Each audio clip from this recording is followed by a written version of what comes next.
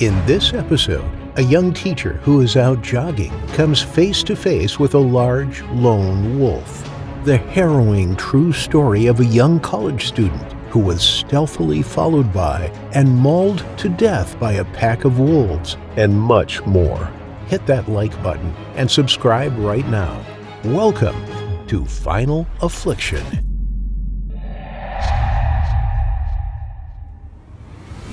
The Tsuninsky district can be found in southwest Russia in the Republic of Dagestan, right on the border of Georgia. It is a small district, only 1,300 square kilometers in area, with a population of around 20,000 people. Although there may not be many people here, the sense of community is always strong in smaller towns, and their connection to the rugged landscape around them is very strong. With tall, snow-capped mountains and lush green fields, the diversity of wildlife found here is impressive, but sometimes the animals of the forest will venture out into the world of humans, and when this happens, something will always go wrong. On July 28, 2022, 3 young boys decided to enter the forest near to their house together. Aged between 7 and 9, the children were friends at school and loved to go on adventures together, climbing rocks and swimming in the nearby river on the forest's edge. As they were free from the confines of school for the summer, and the weather was particularly nice, they decided to head to the river together for a day of swimming. Despite their age, they knew the area pretty well and easily traveled across the countryside to get to their favorite swimming spot. Their mothers had always warned them of what might lurk inside the forest, telling them the tales of little boys being taken into the woods to be eaten by hungry wolves. The boys were always on the lookout, just in case they were to become another story. After checking their surroundings, they decided that they were alone and jumped into the water. They spent the next few hours swimming up and down the backwaters of the river, splashing and racing each other in their very own natural water park. As the day continued, the boys began to get a little tired and sat on the edge of the river, dipping their toes in the water to cool off. They chatted together about school starting and their families, telling jokes to each other that they heard from the adults. All of a sudden, they were interrupted by a rustling sound behind them. It was very quiet, and they had no idea how long it may have been happening, for as the rush of the water overpowered most of the sounds around them. Thinking about the stories of their mothers, they began to look around for any wild animals that may be watching them from the forest, but they couldn't spot anything. Despite not seeing anything through the bushes, they still felt uneasy and decided it would be best to go home, just to be safe. Suddenly, one of the boys shouted out as he spotted the yellow eyes of a wolf emerging from the darkness. The boys screamed in terror as a 150-pound gray wolf jumped from the bushes, snarling at them as it decided its next move. These children had been taught what to do when faced with a wolf. They knew to make themselves big and back away, never turning your back on the animal. Unfortunately, they were young and frightened. Everything that they knew was forgotten in the fear of the moment, replaced with the feeling that they needed to escape the area immediately. They turned and began to sprint away, which only fueled the wolf into a chase, as it now viewed them as prey and knew it would be able to take them down with ease. Within seconds, the fierce wolf bit down on the youngest boy's leg and pulled him to the ground. It gripped him with sharp teeth, digging into his tiny leg, and tore a section from his body. The boy screamed out in pain as blood began to flow from his thigh. The boy struggled to crawl away, but the wolf had other plans as it pounced onto his back and dug its teeth into his neck. Panicking, the boy began to grab the animal's snout and push it away from him, but the predator easily overpowered him. Suddenly, the boy felt the animal flinch as it let out a loud yelp in pain. With his face in the dirt, he tried to look around to see what was happening, and that's when he saw his friend, the eldest of the group, throwing rocks at the animal biting down on his neck. He felt its grip loosen, and he began to pull himself from under the wolf as it turned to face the 9-year-old boy instead. Although he was severely injured from the attack and completely covered in his own blood, he was aware enough to know his friend had just saved his life. However, the wolf wasn't finished, and now he was mad. The wolf pounced from one boy to the other, knocking over the 9-year-old with little resistance. The boy screamed out, but it was short-lived, as the animal grabbed him by the throat to silence him. As the youngest boy watched the wolf mauling his friend, he noticed that his other friend was nowhere to be seen. He knew this meant that he must have escaped and would soon bring help to save them both. As the wolf gripped on his friend's neck, the youngest boy watched in terror as his friend's struggles slowly came to an end. His lifeless body was now face down in the dirt as the wolf continued to maul him, knowing that it would soon start eating him. The massive animal lifted up his friend by his neck, dragging its limp body beneath him as it disappeared into the forest. As the young boy watched his friend get taken away, he slowly lost consciousness and fell back into the blood-soaked dirt. Meanwhile, the boy who had escaped the deadly attack was sprinting through the forest as fast as he could. He could hear his friends screaming in the distance, and although he wished he could help them, the fear of becoming the next victim only fueled him to run faster. After a few minutes, he made it back to his house and crashed through the door to the surprise of his parents.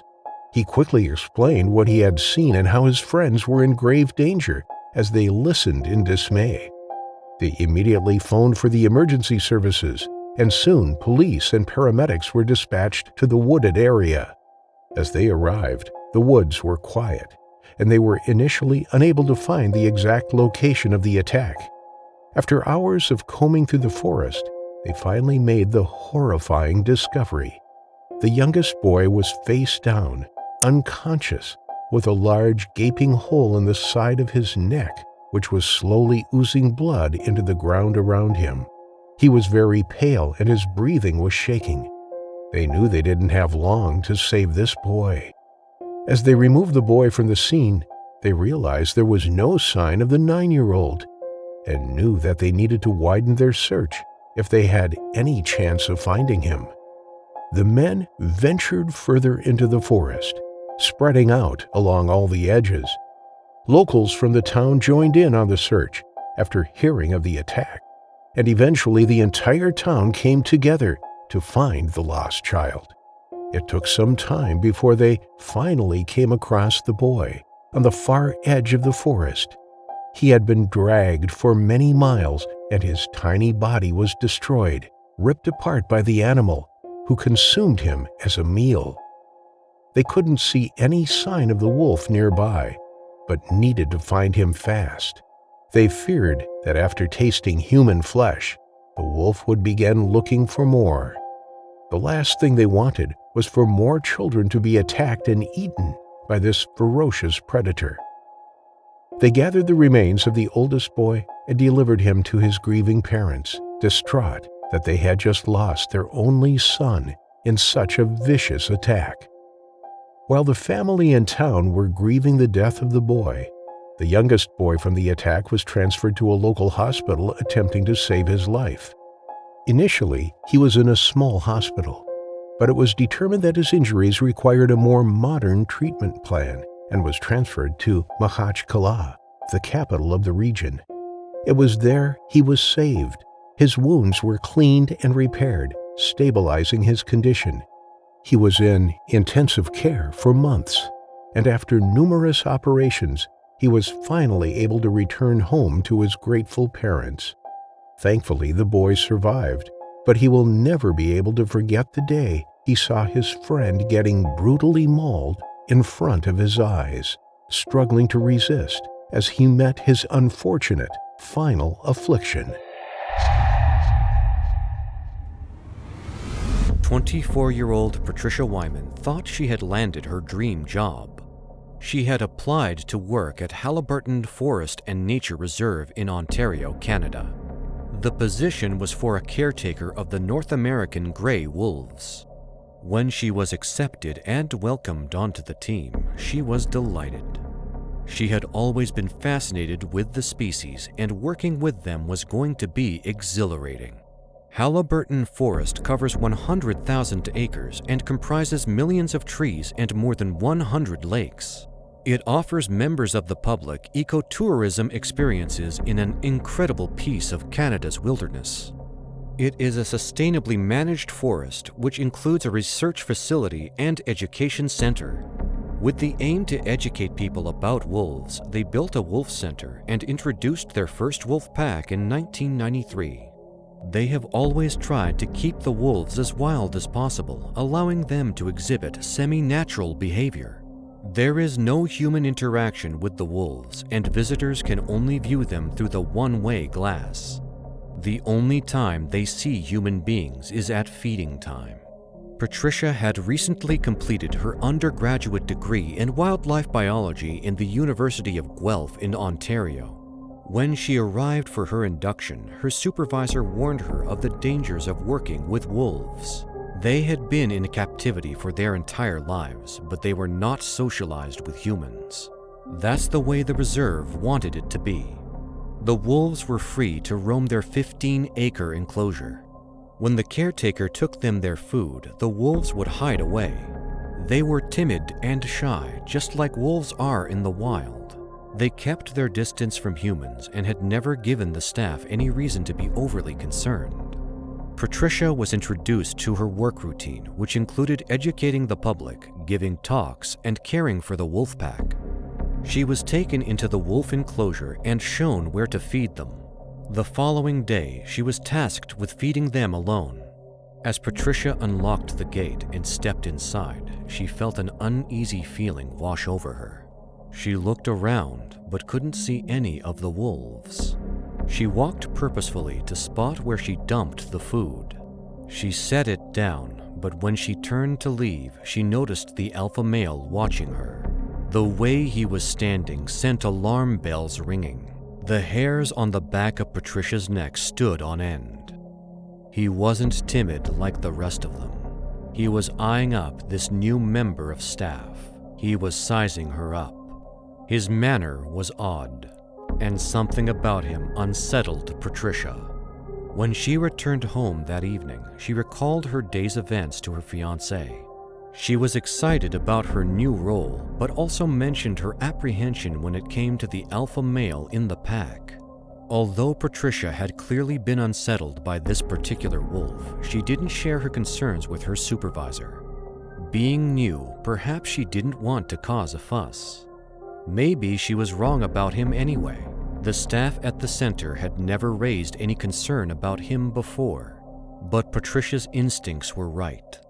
There was something about the wolf's behavior that was worrying. Something had triggered a behavior change in him, and with her expert knowledge and understanding of wolf behavior, Patricia had noticed it. The following day, on April 18, 1996, Patricia entered the enclosure once more. This time, she wasn't there to feed the wolves. The wolves were only fed once every 5 days.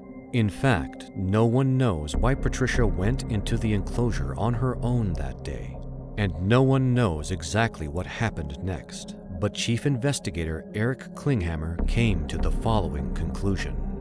Patricia unlocked the gate to the wolf paddock.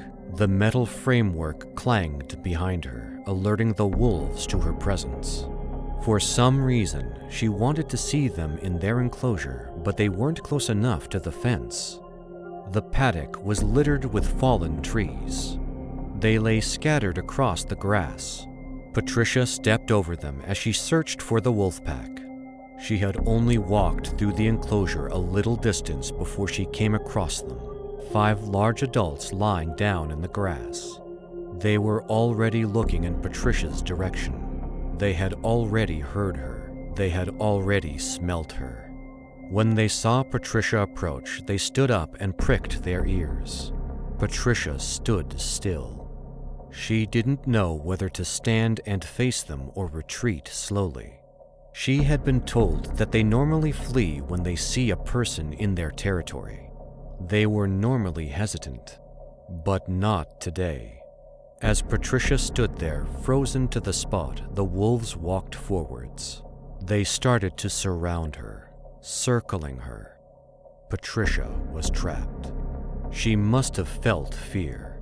She must have panicked when she saw them advancing. Her adrenaline would have surged as the telltale signs of an imminent attack grew. Her heart thundered in her chest. The wolves stepped forward once more, their eyes locked onto the young woman. The alpha male approached. Patricia stepped backwards. As she did so, she tripped over a fallen tree and fell to the ground. That was all it took. One single trip, and the wolves seized the opportunity to attack. In a second, Patricia felt the weight of one of the wolves on top of her as she scrabbled about on the ground. She knew she was in big trouble. She knew this was it. She tried desperately to get up, but the wolf was joined by more.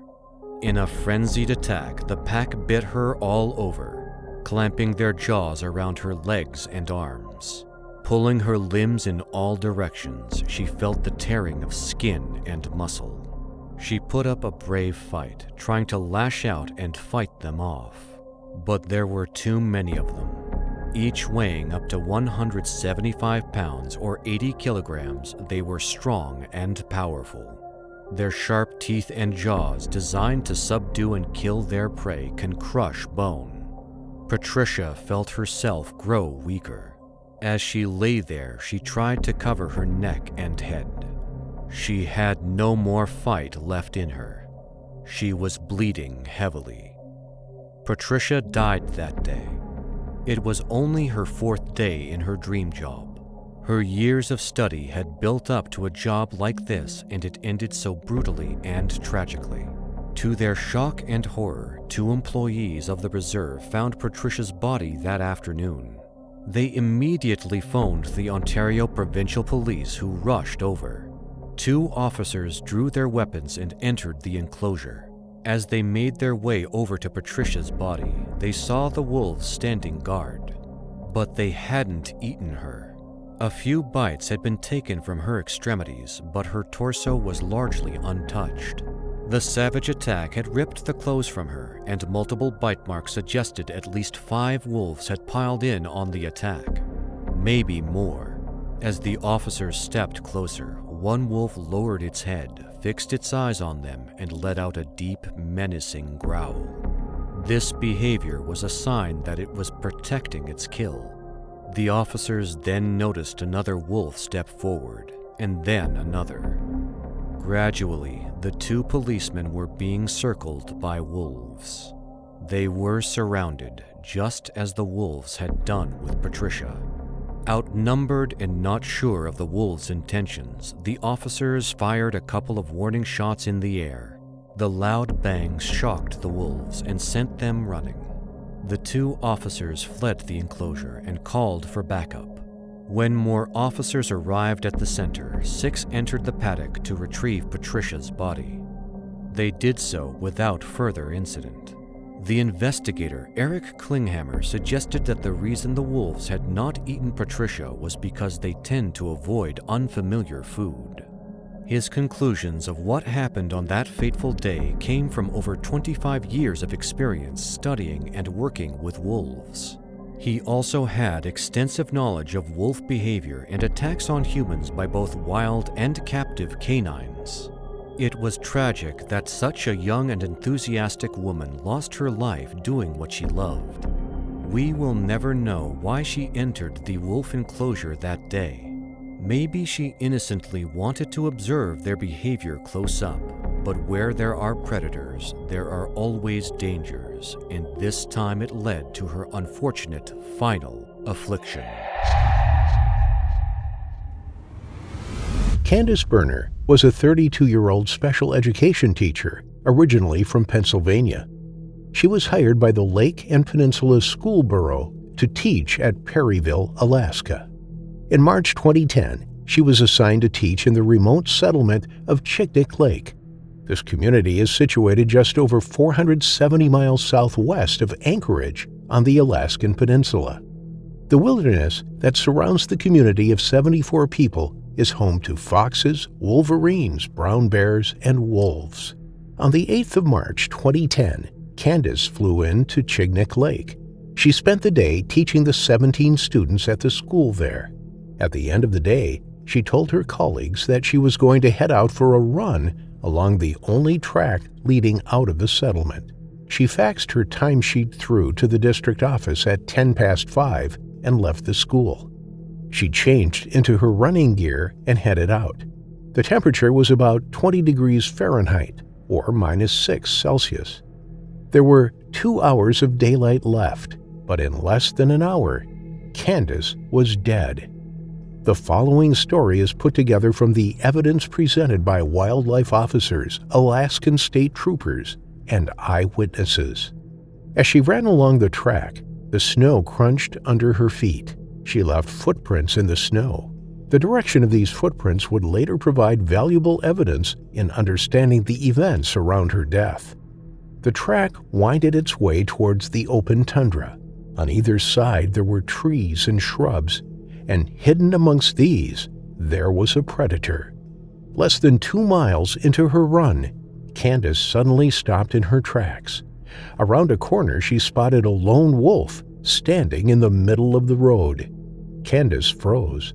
The hairs stood up on the back of her neck. She took the earphones out of her ears and breathed heavily, unsure what to do. She took a few steps backwards, watching the wolf carefully. It kept its eyes locked on Candace. Standing almost 3 feet at the shoulder and weighing 100 pounds, nearly 60 kilograms, it had an imposing presence. The wolf had been tracking Candace. It was hunting her. As it began walking towards her, Candace headed back the way she had come. She didn't want to encourage it by running. Instead, she walked as quickly as she could. But when she looked back over her shoulder, she saw the wolf trotting towards her. With nowhere to run to and nowhere to hide, Candace sprinted away. The wolf ran at her, and a second wolf had joined in the chase. Unbeknown to Candace, the second wolf had been watching her every move. Within seconds, both wolves pounced on top of Candace. She was sent crashing to the ground. Kicking and fighting furiously, Candace scrabbled about in the snow as the wolves bit into her skin and tore her flesh. She screamed out in pain and anguish. Lashing out, she hit them in the face, and they momentarily let go. Candace leapt to her feet. She was injured and bleeding heavily from a bite wound in her leg. She sprinted along the track, crying out for help, but help didn't come. She left a red trail in the snow, but managed to make it 30 feet before the wolves struck again. Evidence that a struggle ensued was shown by depressions in the snow, a torn mitten left by Candace, and marks made by her crawling on all fours as she tried desperately to escape the wolves. She only managed to crawl 10 feet before the wolves delivered their fatal bites. Her body was dragged off the track and down the hill into the undergrowth. The wolves tucked into their kill. Less than half an hour later, 4 locals were returning from Dorner Bay on their snowmobiles. They traveled along the track when the lead motorist spotted a pool of bright red blood in the snow. This was where Candace had been attacked the first time. Looking all around them, they cautiously followed the trail of blood. It led them to a second pool of blood surrounded by a large patch of melted snow. This was where the wolves had killed Candace. The men peered over the side of the track and down the hill. There they saw Candace's body, 80 feet from where she had been killed. They rushed back to their snowmobiles and sped off to Chignik to report the finding. It was a shocking discovery for such a small and close-knit community. 3 members from the police department accompanied one of the men back to the site. They stood guard, awaiting instructions from state officials. The bitterly cold night was setting in. The men shuffled uneasily on their feet as they stood watch. They continually scanned the surrounding undergrowth. They knew they were sitting ducks. At the time, Although they suspected a wolf attack from the footprints left in the snow, they didn't know how many had been responsible for Candace's death. All they knew was that anywhere from 2 to 20 wolves were likely to be very close by. They were probably watching them, waiting for their chance to get back to their meal. When 2 of them could stand the cold no longer, they headed back to Chignik to fetch some warmer clothing. The remaining officer sat on his snowmobile, continually circling the area near Candace's body. He used the headlight to search for any approaching wolves. He knew he was in danger, but they couldn't just leave the woman's body out in the wilderness. Then he spotted the telltale glint of eyes peering back at him. He turned the snowmobile to face the pair of eyes. There, standing tall in front of him, was a single wolf. Its bold presence was unsettling. The officer took off in fear on his snowmobile and headed back to the community, abandoning Candace's body. He returned later with a team of officers and locals and discovered Candace's body had been dragged further away and further consumed. By examining the wolf footprints in the snow, investigators were able to determine that 4 wolves had been involved with the attack. Although it's thought that only 2 delivered the fatal bites, they worked together as a pack. Whilst one chased Candace along the snow-covered track, the other ran in from the opposite direction, cutting her off. In the aftermath of the tragedy, a young woman's life had been cut tragically short, and the local residents needed to feel safe again. They were afraid. Reports came in of the locals seeing shimmering eyes reflecting in the beams of flashlights. 2 wolves were spotted nearby. Locals had taken it upon themselves to try to track and kill any wolves in the area. Wildlife Officer Lem Butler decided to commission 2 hunters to kill any wolves within a 30-mile radius of the community. It took several days before they caught any wolves. In total, they culled 8 wolves. 6 of these animals were in excellent condition, some even considered fat by experts. 2, however, were emaciated and hungry. They were youngsters and may not have been successful hunters of typical prey, like moose, that were abundant in the area. It is not known whether any of the culled wolves were responsible for the attack. It was initially thought that the wolves stalked Candace, but upon further investigation, experts have suggested that the sudden encounter between Candace and the wolves may have been as much as a surprise to them as it was to her. However, her small body frame of only 4 feet 10 inches and weight of only 115 pounds may have turned their initial encounter into an opportunistic attack. Whatever happened to Candace, it is sad that she lost her life doing what she loved. It is sad that she was alone with no one to help her. And it is sad that 8 wolves, most or all of which could have been innocent, were killed as a result. On November 8, 2005, 22-year-old Kenton Joel Carnegie was nearing the end of his semester at the University of Waterloo in Ontario, Canada, where he was studying geological engineering. He had been offered an internship at a uranium mining company called Point North Landing in the Saskatchewan province to the northeast, and he was ecstatic at the opportunity to work at such an esteemed company at the start of his career. However, the uranium mine was over 900 miles, or 1,500 kilometers away from his college, and was located practically in the middle of nowhere. It was surrounded by hundreds of miles of wilderness and wildlife, and the nearest city was more than 2 hours away. The area was home to a variety of geographical features, with lakes, rivers, thick forests, as well as snowy plains in the winter. It also hosted wildlife like the black bear, lynx, moose, and a species of gray wolves called the timber wolves that were the apex predator of this frozen wilderness. Kenton arrived at the plant and settled in one of the camps close to the other miners for the duration of his internship. He was a nature lover and would sometimes want to venture out further into the woods to explore and have some time to himself away from the camp settlement. For a few days, he was given permission by his superiors to go for a walk on the edges of the plant premises, but was warned not to venture too deep into the woods. On November 8th at 5:30 p.m., Kenton left the plant after being allowed to go for a walk on the outskirts of the area. He told one of his fellow campmates that he would be back by 7 p.m., just before supper time. The sun was setting and it would soon be dark. Kenton decided to walk half a mile to a nearby lake and enjoy the sunset beside the shore before heading back to the camp. He spent a few minutes at the place and spared just enough time to walk back while it was still light out. Looking at the thick forest ahead of him and the collecting snow that made it difficult to walk, Kenton took his first steps toward the camp. It was difficult to walk, and he was forced to take longer strides to make up for his slow pace. It was around this time that he had an unnerving realization. He heard as if something was following him from behind. He felt he was being watched from among the tall frozen trees. Kenton glanced back and noticed a single wolf a few yards away. He looked at it for a few seconds, trying to gauge its intentions. The wolf did not seem immediately threatening, so he decided to continue walking, hoping it would go away. As he turned his head back forward, Kenton realized there was a second wolf in front of him.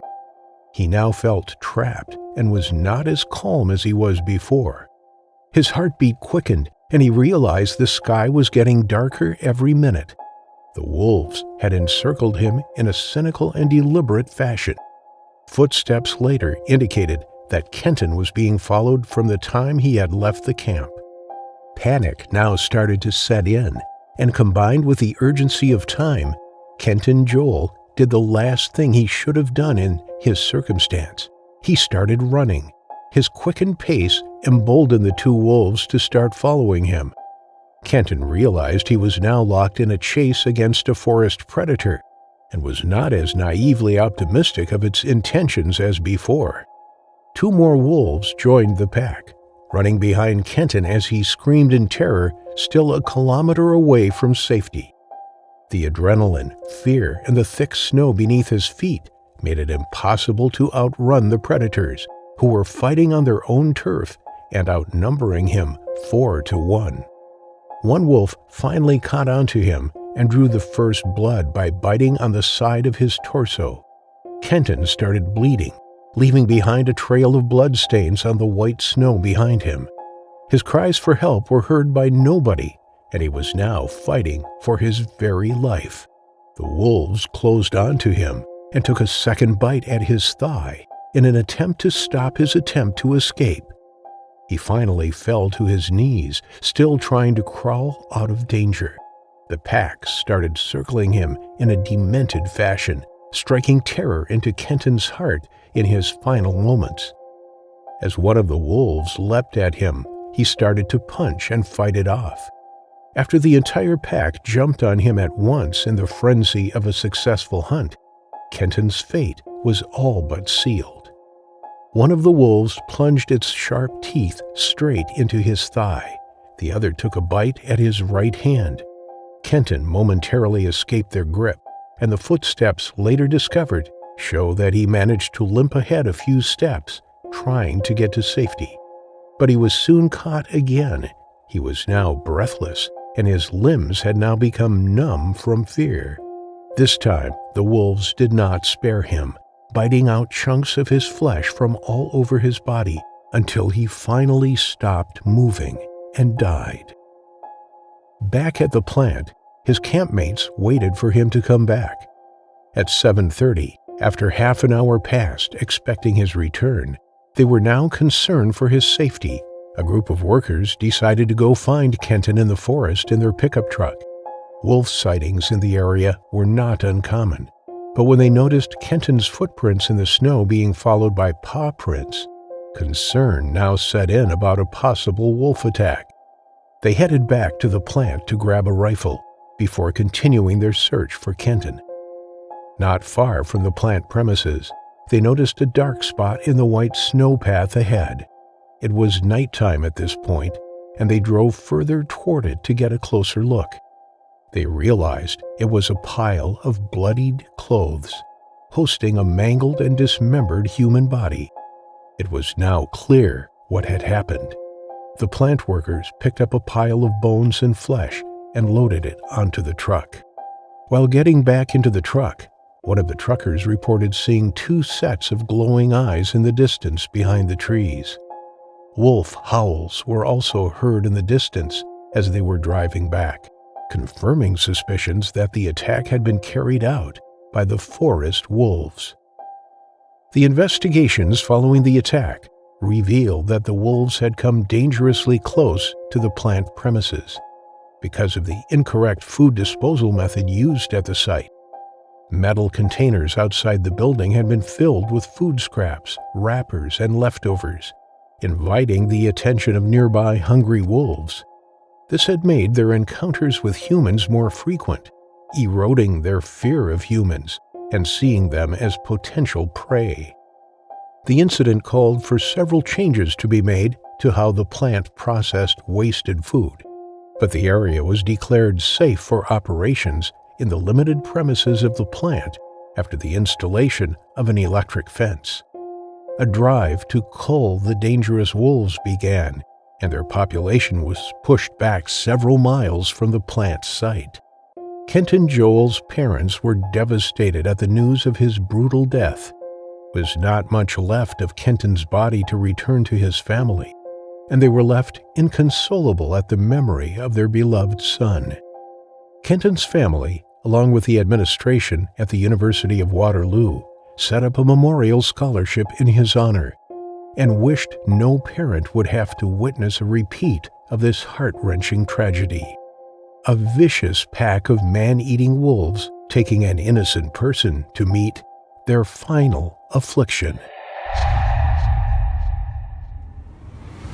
Wolves are riddled in legends throughout history. The predator's powerful nature, piercing looks, and spine-tingling howls continue to inspire both adoration and fear around the world. There's 2 major species of wolves. One species is the Ethiopian wolf that inhabit the mountains of Ethiopia, but the bloodthirsty wolf in today's story belongs to the species called the gray wolf. The smaller Ethiopian wolf stands at an average of about 26 inches tall and weighs less than 45 pounds, but the much larger gray wolf stands up to 36 inches tall at the shoulder and can weigh up to 175 pounds, making them the largest wild members of the dog family. But unlike regular dogs, the biting capacity of a wolf is 1,500 pounds per square inch. In comparison, a German Shepherd has a biting pressure of 750 pounds per square inch, only half the amount as a wolf. The strength of a wolf's jaw make it possible to bite through a moose femur in about 6 bites. Wolves are also very social creatures and operate as a group or a pack, and often are comprised of 6 to 10 wolves. There have only been 12 attacks with 14 victims, of which 2, across a period of 18 years, were fatal. But in the late 1800s, there was an attack so brutal it led to the complete culling and extinction of the wolves in the area. An attack by a bloodthirsty rogue wolf in Finland who attacked and ate 22 children within a single year.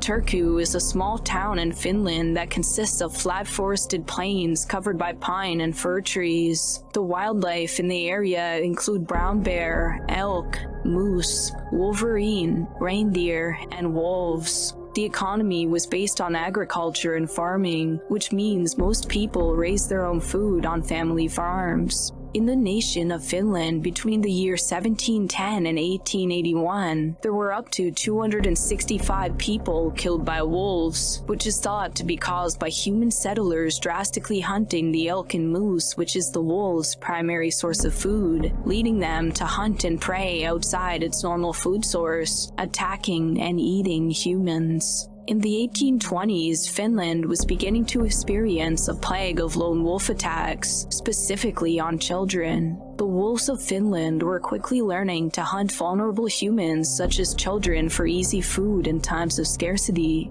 By the year 1880, the number of attacks and deaths caused by wolves were reaching alarming rates, and the attacks were all centered around the woods north of a town called Turku. When humans first settled there, the wolves were scared of humans, but now the humans were scared of the wolves. The first incident involved two young brothers who were enjoying themselves in the sauna on January 15th of 1880. From their family farm, the brothers witnessed a lone wolf emerge from the woods nearby and cross their potato field. The wolf then hopped the fence and attacked the youngest of the two, 8-year-old Callie. It bit down on him and shook him like a chew toy before dragging him off into the woods as his brother ran to get his parents. The boy's mother summoned a rescue party and they followed the blood trail left in the snow. About 500 meters down the blood trail, the rescue party finds Callie's right leg, torn from his body just below the hip.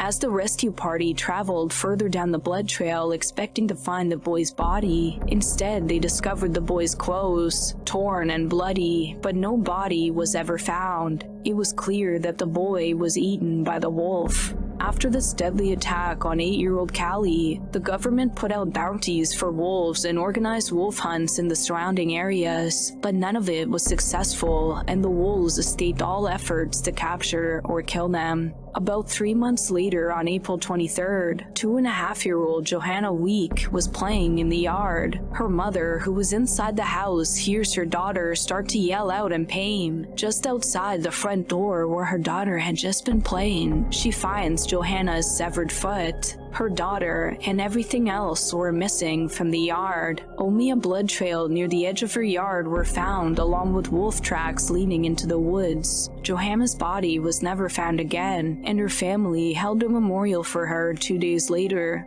On the day of Johanna's memorial service on April 25th, 3 siblings were walking home from school. The oldest of the 3 sisters picked her 5-year-old sister up and began to run with her, leaving her 7-year-old sister alone and lagging behind. They were very close to their home, and just as they were about to get to safety, the wolf snatches 7-year-old Maria Matilda in its jaws and runs towards the nearby woods. The adults are soon alerted and they begin searching the area for Maria, but only her shoe and skirt were ever found. There's now been 3 children attacked, killed, and eaten in a span of just 3 months, all from what appears to be the same bloodthirsty lone wolf. Fear has now spread to the entire region. The very next day, and a few miles down the road, 2.5-year-old Maria Helen goes outside to fill a water bucket from a spring near her home. After some time passes without her daughter returning, her parents go searching for her, and to their horror, they find the water bucket laying empty in a pool of blood.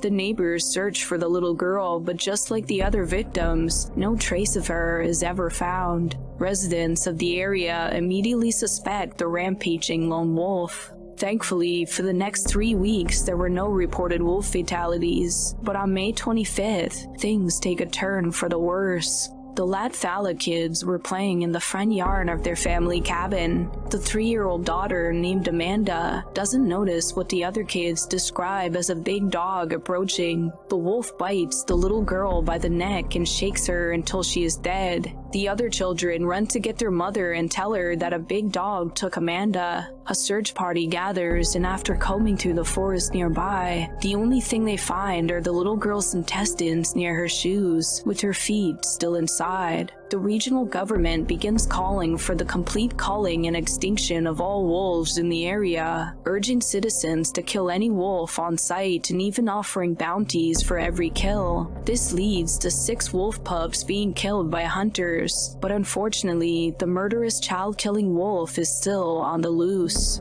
Nearly 11 weeks later, on August 3rd, the rogue wolf set its eyes on its next victim. 2 girls were walking up a remote dirt road on their family's farm situated beside the woods when a wolf appeared from nowhere. 10-year-old Anna Linderberg is savagely attacked and killed by the wolf as Anna's friends stood frozen in fear. Finally coming to after realizing Anna was dead, she runs down the dirt path as the wolf begins eating Anna behind her and escapes. Events were quiet for nearly 2 months until October 6, when the wolf yet again gets a craving for his new favorite food, humans. The wolf attacks 4-year-old Ida Tolmanen and carries her body deep into the woods where her father would later discover her remains. The next day, on October 7th, 5.5-year-old Serafia Grandforce was snatched from the woods near her home. A search party combed the woods for the next 2 days, but tragically, her body or any signs of it were never found.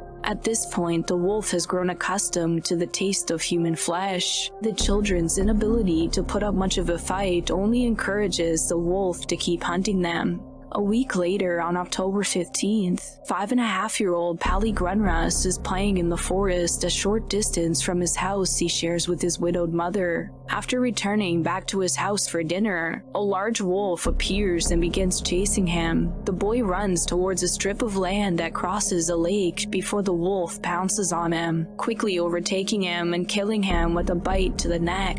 It drags him into the woods and eats his entire body except his foot and head, which are later found by his mother and the search party. About a week later, on October 22nd, 9-year-old Ida Laxo is leading a group of her classmates down the road as they walk home from school. A wolf suddenly appears and jumps over the surrounding fence by the tree line as it rapidly approaches the group of schoolchildren. It immediately focuses on Ida, biting her and dragging her into a snowbank. It attempts to grab her by the neck and shake her to death the way it had previously done to other children, but Ida is wearing a very thick scarf that the wolf struggles to wrap his jaws around. Ida later reported that the wolf would press its ear to her chest during the attack as if it was checking to see if she was still breathing. Apparently, if she moved or breathed, the wolf would start attacking her again. After a few times this happened, she decided to play dead, causing the wolf to try to drag her into the forest, thinking she was dead. Ida's thick winter clothing and scarf made it incredibly hard for the wolf to grab hold of her, continually dropping her while attempting to drag her to the forest. A man named Yanni Makila scares the wolf away by yelling at it. The wolf is distracted and now outnumbered by the growing amount of villagers rushing to the scene, deciding to run back into the woods and abandon its prey. When Ida tries to stand up, she collapses to the ground due to the wolf breaking her leg during the attack. Yanni carries her back to her mother, and she went on to live another 80 long years, carrying with her the scars on her face and legs as a constant reminder of what could have easily been another fatal wolf attack. The local government in Turku decided to set bait traps laced with poison throughout the woods to kill the wolves. The attacks were becoming such a problem they even handed out rifles to anyone willing to hunt the murderous wolves. Just 6 days after the incident with Ida, on October 28th, 9-year-old Yuko Leiko is attacked but luckily isn't killed during the attack. He survives, describing the horrifying attack to the villagers, increasing the fear throughout the region. Thankfully, there were no more fatalities or attacks caused by the wolves for the rest of the year. There had been 9 fatal wolf attacks on children in 6 months so far, but the next 2 months without any attack was just the calm before the storm. Professional hunters pursue the wolves all winter long but are outsmarted and unsuccessful. After months of hunting the wolves, they failed to kill any of them, but miraculously, it seems they've been scared away. No attacks or sightings of the wolf was reported for months, but just as the villagers' fears were starting to fade, in the spring of May 14, 1881, 6-year-old Yohani was helping with chores by chopping some wood near his family home when his mother glances out the window to see a wolf attacking him. She immediately runs outside to her son, but by the time she arrives, the wolf had carried his lifeless body into the woods and out of sight. Neighbors immediately formed a rescue party and tracked the wolf several miles. Yohani's pants were later found during the search, completely torn up and bloody. Around 3 weeks later, on June 10th, 9-year-old Maritas was told to get his horse from the meadow near the forest. A lone wolf attacks the boy and quickly kills him. 2 men who were in the area heard Maritas' screams and rushed over to scare the wolf off. Unfortunately, it was too late, and after recovering the boy's body, they took it back to his family, who were devastated. Almost 3 weeks after the last attack, on June 29th, 5-year-old Gustav Victor is enjoying the sauna with his dad after a hard day's work around the house chopping wood and tending to the animals. Gustav, who was only 5 years old, couldn't handle the heat as long as his father, so he stepped out of the sauna to cool off a bit. Their house was only 75 feet away from the sauna, so he decided to walk back by himself.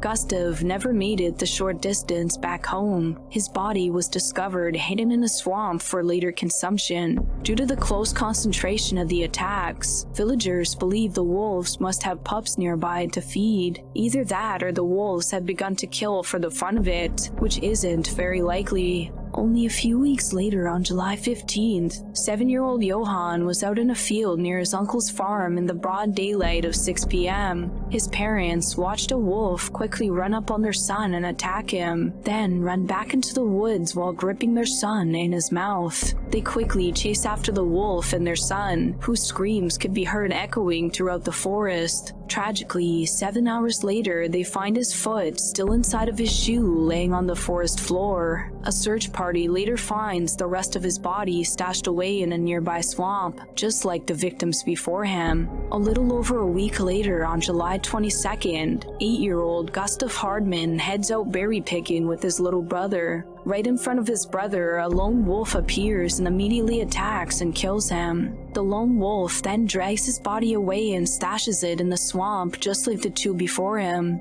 Thankfully, his little brother is not injured and runs home to relay the tragic news to his parents. Only 10 days later, on July 31st, 2-year-old Konrad Adderman was laying in his yard. His older sisters and brothers were watching him from the window when they witnessed a wolf coming towards their house from the road. The wolf hops the fence with ease and grabs Konrad in his jaws before jumping back over the fence with the young boy and disappearing into the woods. Just 4 days later, on August 3rd, 8-year-old Matilda Savin is leading her family's herd of cattle with her 10-year-old sister. As they lead the cattle through a trail in the forest, a wolf suddenly leaps onto Matilda's back, grabbing the back of her neck by its teeth, killing her before carrying her body off to partially consume. Her father finds her remains about 2 weeks later. On August 15th, 4-year-old Gustav Nimlin is being watched by his mother as he plays in the yard. She witnesses a wolf approaching, but before she could even react, the wolf attacked and killed her son before leaving with his body. She desperately runs after the wolf, who is now sprinting towards the tree line in the distance, but it's too late. The wolf drastically outpaces her, and within 30 seconds, the wolf along with her son are gone.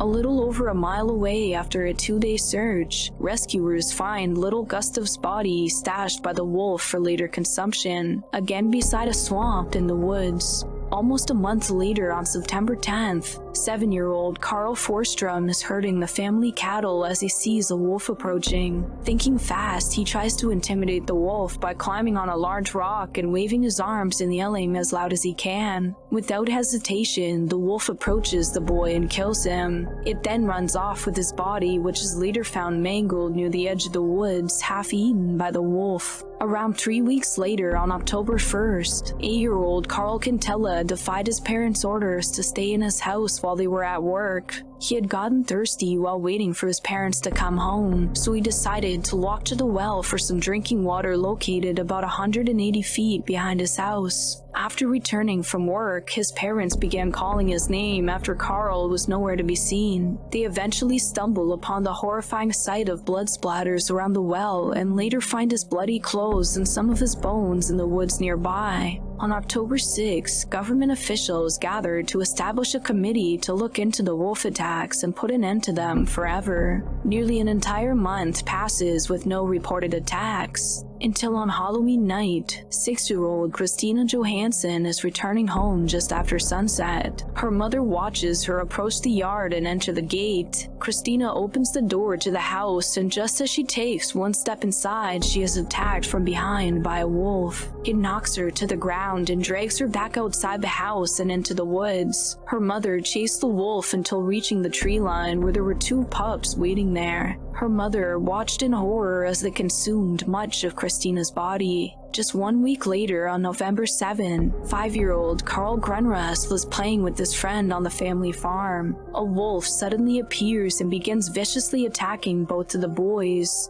Carl's friend manages to break free from the wolf and squirms under a fence to safety, but Carl is attacked and killed by the wolf, who runs off with his body and stashes it in a ditch about a mile away. A hunting party was finally organized by the government, and professional hunters were finally planning a hunt for the wolves. By November 19, they decided on a focused hunt commencing on December 10. A little after the new year, they successfully shot and killed a very large and old female wolf. Her teeth were worn down, her coat was long and shaggy and had a faded yellow hue. 2 weeks later, on January 14th, an old male wolf believed to be her mate was also killed by a local hunter. All wolf attacks had stopped as soon as the older female and male wolves were shot, but the hunt continued, with a total of 12 wolves being either shot and killed or poisoned. Over the next several decades, wolf eradication was made a priority. By 1973, all wolves in the area were effectively extinct, minus some wolves being protected in captivity. Thankfully, the wolf population has grown back to just over 250. Along with the growing population of wild gray wolves, reported attacks on people have now begun to rise after decades of 0 yearly attacks. There's now an average of 1 attack per year in the area, and it's only a matter of time before the next wolf attack leading to someone's unfortunate, final affliction.